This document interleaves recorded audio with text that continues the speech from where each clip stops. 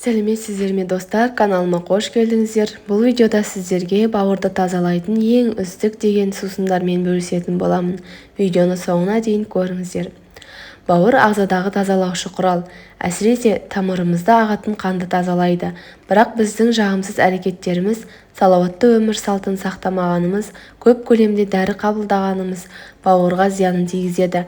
Салдарынан бауыр улы затқа толып жұмысы нашарлайды.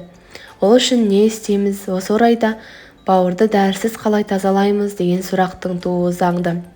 Оған жауап ретінде мына әдістерді ұсынамыз. Өзіңізге оңай, ыңғайлы әрі тиімді түрін таңдап алып сынап көріңіз. Мейіз тұнбасы. Бізге керегі 400 мл су мен 150 грамм мейіз. Алдымен мейізді тазалап жуасыз. Ыдысқа қажетті суды құйып, отқа қойыңыз.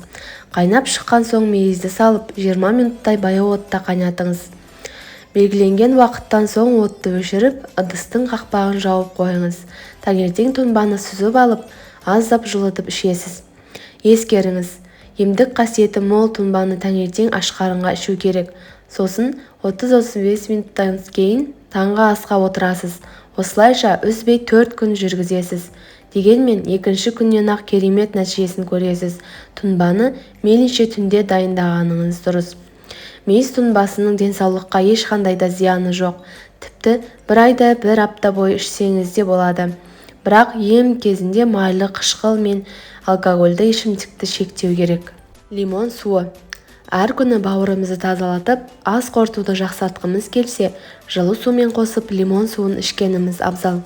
1 стакан лимон араласқан жылы су аш қарынға ішілсе, асқазандағы токсиндерді жоюға көмектеседі. Метаболизмді дамытып, сау ас қорытуды жақсартады, іш қатудың алдын алады. Солы тұнбасы. 3 литр ыстық суға 1 стакан солыны салып, бетін жауып қойыңыз. Шамамен 10-12 сағаттан соң тұнбаны сүзіп алып, 200 мл-ден ішесіз. Емді күніне 2-3 рет қабылдау керек. Сәбіз шырыны. 2-3 дана сулы әрі балғын сәбізді шырын сыққыштан өткізіңіз. Оған қант қоспайсыз. Дайын болған шырынды 200 мл минералды газсыз сумен араластырыңыз. Дайын болған емдік сусынды өте жай ұрттамнан ішесіз. Емді күнде таңертең аш қарынға жүргізу керек. Емделу ұзақтығы бауырдың жағдайына қарай 3,5 айдан 8 айға дейін жалғасады. Ақжелкен тұнбасы. 1 бума ақжелкенді тазалап жуып алып, ұсақтап турайсыз. Оған 4 дана сулы сәбізді, 2 сабақ балдыр көкті және жарты лимонды қосып, блендермен араластырасыз. Дайын болған сұйықтықты таңғы астан алдын ішесіз. Көк шай. Бауырды тазалайтын тамаша өсімдік. Алкогольден келер зияннан, ісіктен, гепатиттен қорғайды. Ішіндегі катехин табиғи түрде ракпен күресіп, ағзадағы майларды ертеді. Бауыр шлактан тазарса, ағзаның саулығы жақсарады.